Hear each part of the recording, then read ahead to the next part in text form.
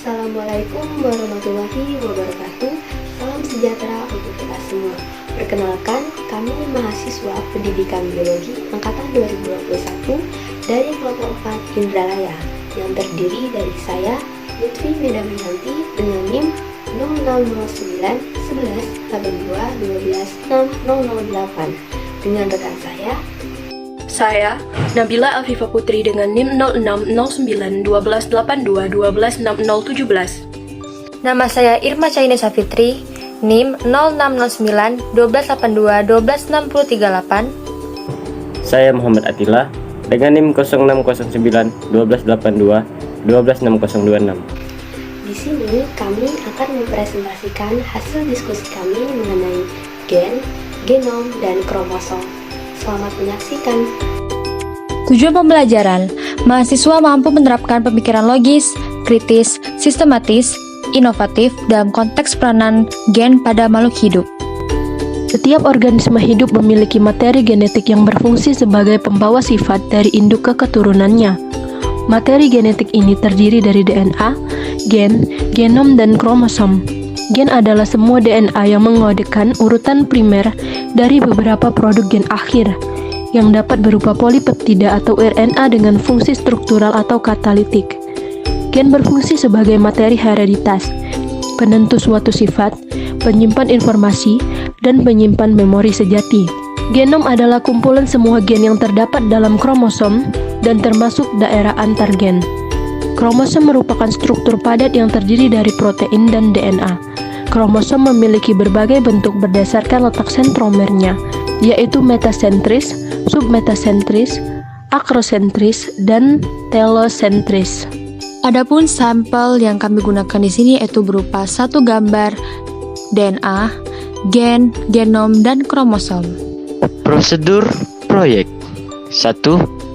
Pelajari dan pahamilah materi mengenai gen, genom, dan kromosom.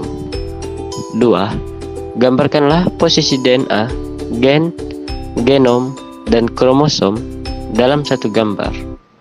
3. Rekamlah penjelasan tersebut. 4. Edit rekaman video tersebut semenarik mungkin.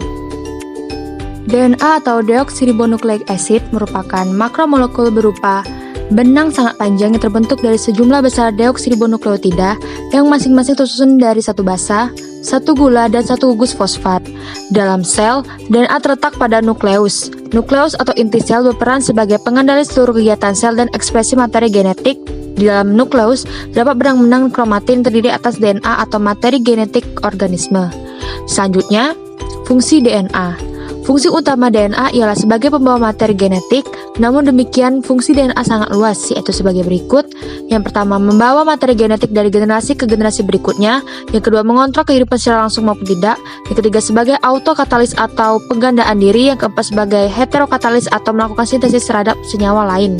Gen. Gen adalah materi genetik yang tersusun atas DNA yang berada pada kromosom. Gen terletak di dalam kromosom, tepatnya pada bagian yang disebut kromomer atau nukleosom. Kromomer itu berupa butiran atau manik-manik yang dililit oleh benang-benang DNA.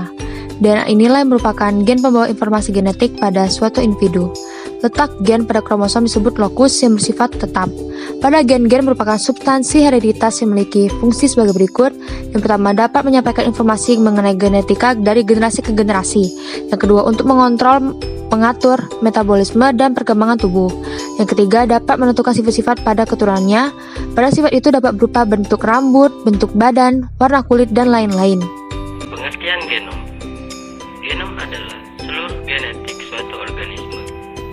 Genom mengandung semua informasi yang diperlukan untuk membentuk dan menjalankan fungsi organisme.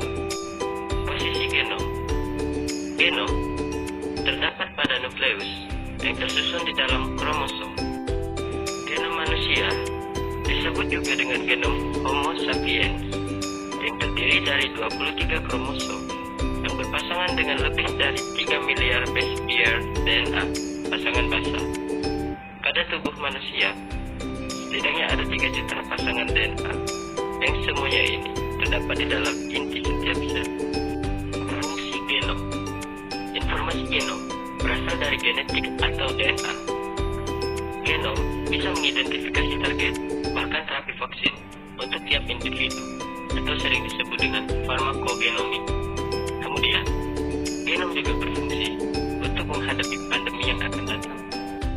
Kromosom adalah kumpulan DNA yang melingkar rapat dan terletak di dalam nukleus inti sel pada hampir setiap sel dalam tubuh. Kumpulan DNA ini merupakan molekul mirip benang yang membawa informasi herediter atau turunan dari mulai tinggi badan, warna kulit, hingga warna mata. Molekul ini disebut dari protein dan satu molekul DNA yang berisi petunjuk genetik suatu organisme yang diturunkan dari orang tua. Pada manusia, hewan, dan tumbuhan, sebagian besar kromosom tersusun berpasangan di dalam inti sel. Normalnya, manusia memiliki 23 pasang kromosom di dalam tubuhnya atau sama dengan 46 salinan.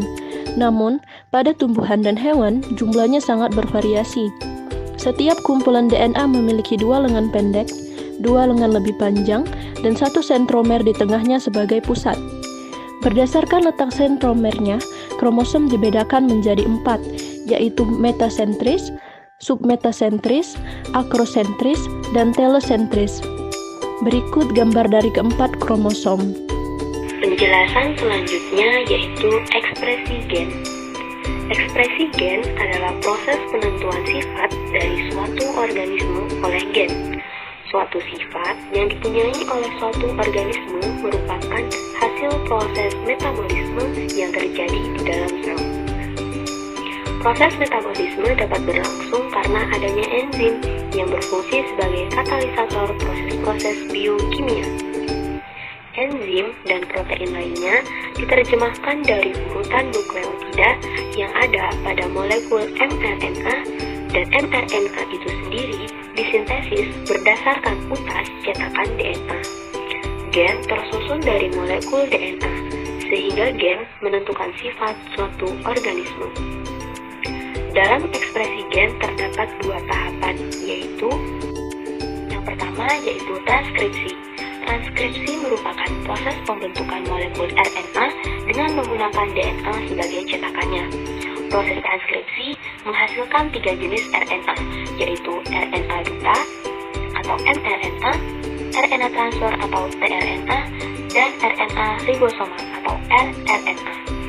Ketiga jenis RNA ini akan berperan di dalam proses selanjutnya, yaitu proses translasi. Proses translasi merupakan proses penerjemahan kode genetik oleh tRNA ke dalam urutan asam amino. Pada tiap-tiap transkripsi dan juga translasi terjadi 3 tahap, yaitu inisiasi, elongasi, dan terminasi. Kesimpulan, setiap organisme hidup memiliki materi genetik yang berfungsi sebagai pembawa sifat dari induk ke keturunannya. Materi genetik ini terdiri dari DNA, gen, genom, dan kromosom. Gen adalah urutan DNA yang memiliki informasi genetik untuk menyintesis protein. Genom adalah kumpulan semua gen yang terdapat dalam kromosom dan termasuk daerah antar gen. Kromosom merupakan struktur padat yang terdiri dari protein dan DNA. Ekspresi gen adalah proses penentuan sifat dari suatu organisme oleh gen. Dalam ekspresi gen terdapat 2 tahapan, yaitu yang pertama transkripsi, merupakan proses pembentukan molekul RNA dengan menggunakan DNA sebagai cetakannya. Proses transkripsi menghasilkan 3 jenis RNA, yaitu mRNA, tRNA, dan rRNA. Pada proses ini terdiri dari 3 tahap, yaitu inisiasi, elongasi, dan terminasi. Selanjutnya translasi merupakan proses penerjemahan kode genetik oleh tRNA ke dalam urutan asam amino. Proses translasi terbagi menjadi 3 tahap, yaitu inisiasi, elongasi, dan terminasi. Dengan demikian, DNA, gen, genom, dan kromosom memiliki hubungan satu sama lain.